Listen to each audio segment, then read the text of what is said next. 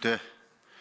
Монгол Улсын их хурлаас баталсан Алсын хараа 2050 урт хугацааны хөгжлийн бодлого, Монгол Улсын засгийн газрын 2024-с 28 оны үйл ажиллагааны хөтөлбөр, Монгол Улсын хууль тогтоомжийг 2028 он хүртэл боловсронгуйлах үндсэн чиглэл зэрэг бодлогын бичиг баримт тусгасан зорилт арга хэмжээг хэрэгжүүлэх үүднээс гэр бүлийн тухай хуулийн шинжилсэн найруулгын төслийг боловсруулан засгийн газрын хуралдаанаар хэлэлцүүлж, Улсын их хурлд 2025 оны 11-р сарын 14-ний өдөр өргөн мэдүүлсэн. Хувийн эрх зүйн асуудлуудыг зохицуулж байгаа суур хуулийн нэг нь 1999 онд батлагдсан гэр бүлийн тухай хууль боловч тус хууль нь гэр бүл хүүхдийн эрхийг хангахад хангалтгүй цаашлаад ховсон өөрчлөгдөж буй гэр бүлийн харилцааг бүрэн зохицуулж чадахгүйгээс практикт гэр бүлийн харилцааны олон асуудал гарахад хүүхэд гэр бүлийн гишүүдийн эрхийг бүрэн хамгаалж чадахгүй байна.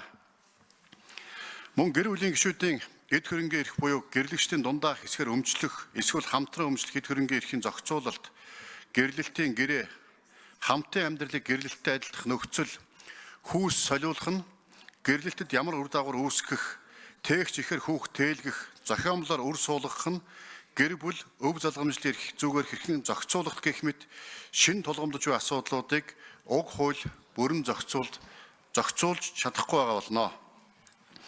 Иймээс хуулийн төс дараах зарчмын шинжтэй өөрчлөлт тусглаа. 1.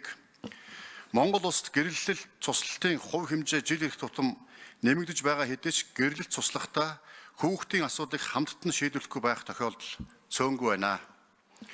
Иймд гэрлэлт цуслалтаас болж хүүхэд хохирохгүй байх, хүүхдийн тэтгэлэг, хүүхдийн асрамж, тусдаа амьдрах эцэг эсвэл эхийн хүүхдтэйгээ уулзах асуудлыг гэрлэлт цуслалтаа хамттан заавал шийдвэрлэхээр тусглаа. 2. Хүүхдийн тэтгэлгийн хэмжээг амжилгааны доод түвшний хэмжээгээр бус тэтгэлэг төлөгчийн хөрөнгө орлого, тэтгэлэг авагчийн хэрэгцээ шаардлагад нийцүүлэн тогтоох хүүхдийн тэтгэлгийг сургууль сурч байгаа 18-аас 21 насны болон асаргаа сувилгаа шаардлагатай хөгжлийн бэрхшээлтэй хүүхдэд наснаас үл хамааран олгохоор тусглаа.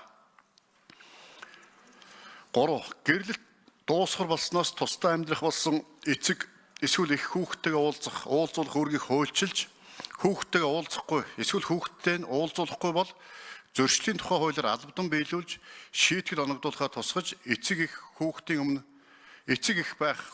хүлээсэн үүргийн биелэлтийг нэмэгдүүлэх хөшүүргийг бий болголоо. 4. Гэрлэлтийн гэрээ байгуулах, нэмэлт өөрчлөлт оруулах, цуцлах, гэрлэлтийн гэрээ байгуулсан бол гэрлэлт цуслахад гэрээний дагуу дундын эд хөрөнгийг хуваах нөхцөлийг бүрдүүллээ. 5. 5-аас доошгүй жил хамтран амьдарч эд хөрөнгө бий болгосон хамтран амьдрагчдын хамтын амьдрал дуусгар болоход гэрлэгчид дундын эд хөрөнгөө хуваадагтай адилтхан үзэхээр тусглаа. 6. Цус ойртолтой сэргийлж гэрлэлт бүртгүүлэхээс өмнө садан төрлийн холбоотой эсхэ шалгуулж болохоор тусглаа. 7. Хүүхдийг үржлүүлэх асуудлыг засаг дарга шийддэг бус шүүх шийдвэрлэх байдлаар үржлэлтийн асуудлыг олон улсын жишгт нийцүүллээ. 8. Хүүхэд асран хамгаалалт, харгалзан дэмжлэг тогтоохдоо тэргүүн ээлжинд гэр бүлийн орчинд өснө тойрных нөхцөлийг хангаж асралт гэр бүлийн талаар тусгасан.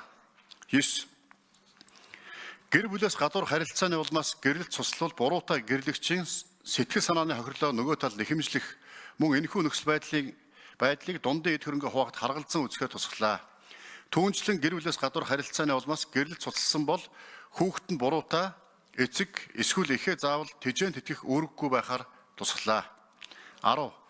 Хүүсийн өөрчлөлтийн улмаас гэрлэлт дуусгар болох тээгч ихээр хүүхэд тээлгэхэд гэрээ байгуулсан гэрлэгчд хүүхдийн эцэг их байхаар мөн өөр хүний бэлгийн эсийг ашиглан хүүхэдтэй болвол өөр хүний бэлгийн ашигласан гэрлэгчд хүүхдээ эцэг их байхаар тусглаа.